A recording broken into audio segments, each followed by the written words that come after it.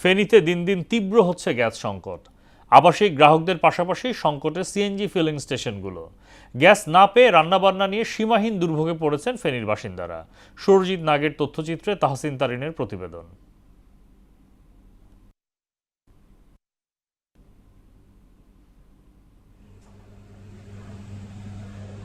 ফেনী শহর সহ জেলার বিভিন্ন এলাকায় দিনের অধিকাংশ সময়ই থাকে না গ্যাসের চাপ। কোথাও কোথাও একেবারেই গ্যাসের দেখা মেলে না। ফলে রান্নার জন্য মধ্যরাত থেকে ভোর পর্যন্ত অপেক্ষা করতে হয় গৃহিণীদের।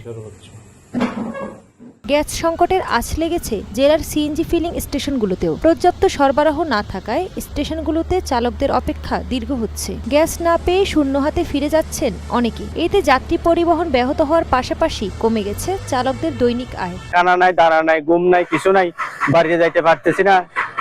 পাম্পে আইসি, গ্যাস দিতেছে না, কিস্তি দিতে পারতেছি না। তো 2-3 কিস্তি বাজে গেছে। গাড়ি না চালালে কিভাবে আমরা কিস্তিগুলো পরিশোধ করব? এরা বলতেছে দেখি লাইনে গ্যাস আসলে দিব, কখন আসবে সেটাই আমরা জানি না। সরকারের কাছে আমাদের দাবি হলো আমরা এইভাবে কষ্ট কালাস আমাদের আর সহ্য হয় না। সরকার যদি কোনো একটা ভালো উদ্যোগ নেয় তাহলে দেশে খেটে খাওয়া মানুষগুলো বাঁচবে।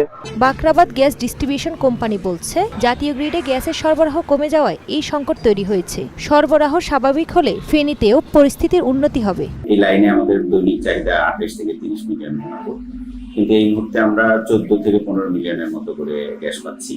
এটা দিয়ে আসলে সব গ্রাহকের পরিপূর্ণ চাহিদা আমরা পূরণ করতে পারছি না। তবে এই বিষয়ে আমরা ঊর্ধ্বতন কর্তৃপক্ষের সাথে যোগাযোগ অব্যাহত রেখেছি।